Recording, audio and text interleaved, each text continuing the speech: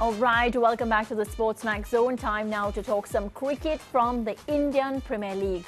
Kolkata Knight Riders, the team of West Indians Andre Russell, Sunil Narine and Ravman Powell, picked up their first win of the Indian Premier League 2025 season. This after beating Shimron Hetmeyer's Rajasthan Royals by 8 wickets earlier on Wednesday. Sent into bat, the Royals could only muster 151 for 9 of their 20 overs. Dhruv Jurel top scored with 33 and Yashavi Jaiswal chipped in with 29 against Varun Chakravarti 2 for 17 and Moeen Ali's 2 for 23. In reply, player of the match Quinton the Kock stroked an unbeaten 97 from 61 balls as the Knight Riders eased to the target inside 18 overs, scoring 153 for 2 to secure the win. Wanindu Hasaranga was the only Royals wicket taker, picking up 1 for 34. Let's now hear from both captains. First, Rajasthan Royals Rian Parag and then the Knight Riders Ajinkya Rahane. We have a younger team this year compared to the one last year. It's just about coming together for a whole match. I think we're doing very good in small bits. I feel it's just time that we put together a good match, and then I think the results are going to be in our favor. I think first of all, bowling, first 6 overs we bowled really well, containing around 40-44 runs and 1 or 2 wickets down. But I thought the middle overs was really crucial for us. That's what we discussed. 2 spin bowlers, Moeen Ali, playing his game. Unfortunately, Sunil was not well. Moeen got his opportunity and he bowled really well with Varun. All right, this is how the points table look now early in the competition. Okay, so we have Sunrisers Hyderabad. Just note that they've only played 1 match. They've won 1 match and they have 2 points. The same for RCB, Punjab Kings, as well as Chennai Super Kings and the Delhi Capitals. Now, the only team to play 2 matches would be Kolkata Knight Riders and Rajasthan Royals. Kolkata Knight Riders, they are on 6th position after picking up that 1 win from their 2 matches, also on 2 points. Lucknow Super Giants, Mumbai Indians and Gujarat Titans, they are yet to pick up a win alongside Rajasthan Royals, who still have 0 wins in that column. So Lance, one thing about the IPL, it's always a spectacle. They bring the best of the best. They bring the vibe. They bring the crowd. They bring the Bollywood stars. Everything is in the IPL. So, we're just getting started. I feel like it's too early to even pronounce any of the teams and say, oh, it's such a terrible team and whatnot. What we do know so far, Rajasthan Royals, 2 out of 2 losses. We heard from their captain saying that, they're doing right things in small pockets, if I'm to say that. Yeah. He would like them to click as a collective unit, and we know that's how cricket works. You can't only bowl good and then your batters are failing and vice versa. Today, KKR put on a commanding performance, I have to say that. They were without Sunil Narine, who I think is not feeling well. So despite that, of course, KKR getting the job done.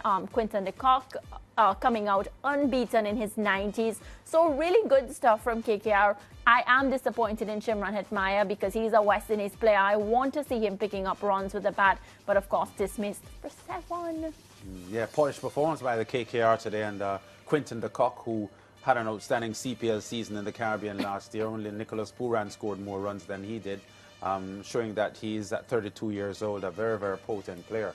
His knock of 97 not out today was, match winning, and they won with 15 balls to spare. But you said something correctly at your opening comment that it's too early to pronounce the IPL because of the format of the tournament and the fact that there's so much time for teams to recover from bad starts. They'll play 5-6 weeks, I think.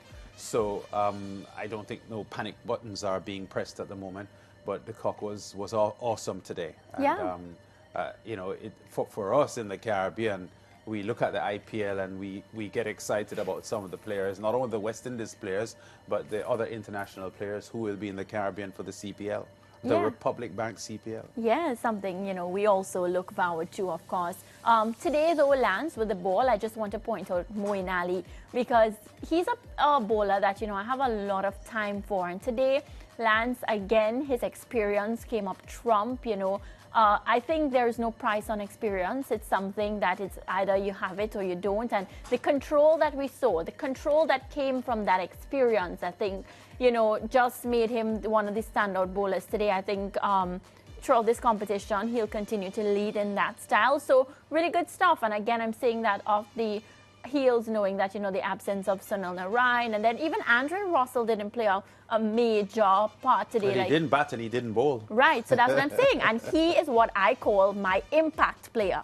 When Andre Russell bats, you're expecting 6s and 4s. When he bowls, you know, something is going to happen and he's going to get a wicket. So just to point that out, Moeen Ali stepping up in that front, that leadership role today. Yeah, and when you have bowlers in T20 cricket with an economy rate of 5.75 and 4.25, which is what Moeen Ali and Chakravarti did today, it tells you that they're stifling, and that's what you need from your bowlers to not allow batsmen to flourish and quicken their run rate and build big targets. So Moeen Ali and Chakravarti were impressive today for the KKR, and they set things up for the batsmen to polish off the job. The only thing that I didn't like, and this also applies when we're watching the CPL in the Caribbean in the night, drop catches, you know, sometimes the lights can be very distracting and stuff. So there was one particular drop catch that I saw today, because, you know, with what we do, we're juggling, watching cricket, watching football, doing everything. I saw a drop catch from KKR today and I was like, oh,